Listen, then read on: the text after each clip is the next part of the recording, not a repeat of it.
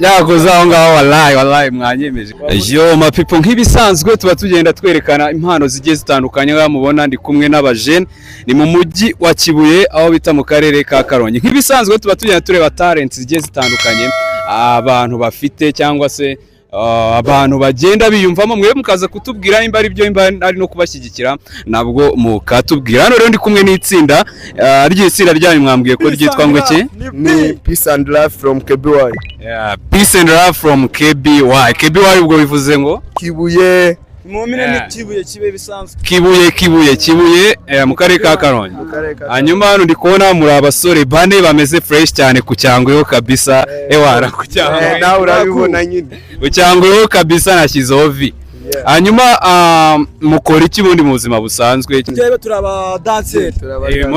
Turababyinnyi baturuka KBY. Kandi babigize cyane. Babizi. Twebwe twifuza no gukompeta n'ibara yandi ma groupe nyine yiyaminira yumva ko arenza turenze. Twe twumva ko na groupe nimwe turenze na zira za Moriox zira hasi. Okay, uvuze Moriox ndibuka buriya mu matsinda ari mu Rwanda byina to araho ba Moriox barabo kwa Silver Foundation. Ni irihe tsinda nyine namwe mufata nk'aba role models banyu ku buryo muvuga umuti kabisa natwe nk'aba ngaba? Abantu mvuga ati rwose abajene nanjye barankomye ndemeye ntibabaniga babyina ibyo bita Jabokers. Zira mbyino za Jabokers.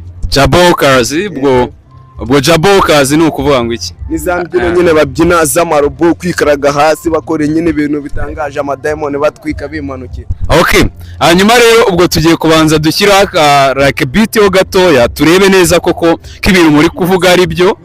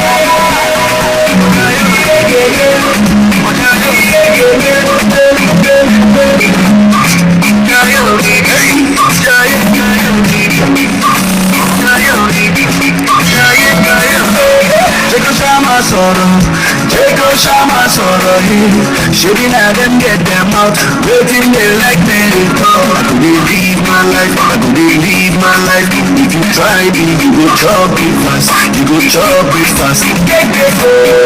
Why have things so bad? I know you do that.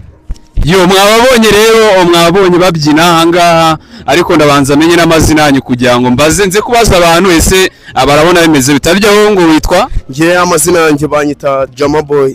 Akwita Jama Boy. Hanyuma wowe bakwita iki bro? Riboy. Riboy. Wowe bakwita? Amazina yanjye bwite kwa Jasper. Ku izina ry'ubudanse nkoresha Fokira. Hanyuma wowe? Amazina yanjye bwite banyita Edi Jazira, ku izina ry'ubudanceri nkoresha Edi Boy. Mwababonye rero babyina hano, dufite abasore batandukanye bameze fresh cyane. Muze kutubwira muri comment nimba talent koko ari fresh cyangwa se bagifite byinshi byo kwa. Batubwiye bati bari aba Moriox ba Silver Foundation bose n'abana bari hazi cyane. Mwe muraza kutubwira koko nimba ari. Hanyuma ubwo umuntu bakuriye like ubo bashyira ku murongo organizing ubwo ni ninde like niki wakifuza kubwira abantu wera ko abantu badukurikira kuri TikTok kuri YouTube, niki wakifuza kubabwira like muri iri tsinda ryane? Ya popo abo bantu batwiteguye, twebwe twiteguye kuba ikintu bita show ya dance, n'abatatuzi bazatumenya, ariko ikintu twambe tubitezeho n'ubufasha bwinshi cyane.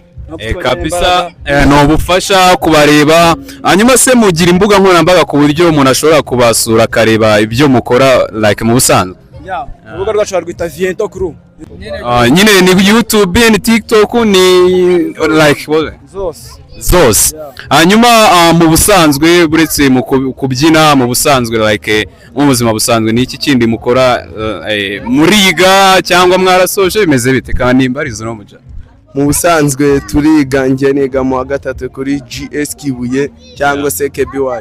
GS Kibuye abantu babazi ngo birango ku Kibuye ngo abantu ngo bikarongi ibintu ntabwo yameze fresh ariko ngiye numwe no kubona abajama kabisa bafite icyangwe kimeze gutya bafite impano ewana ni fresh cyane kabisa yakoze aho ngaho wallahi mwanyemeje kabisa ya kabisa ngewe nemeye amanota nabahaye 10 ku 10 nahoze kutubwira ese urabaha amanota angahe ni bazima cyangwa se wapi asante sana bro asante sana kabisa fresh cyane ya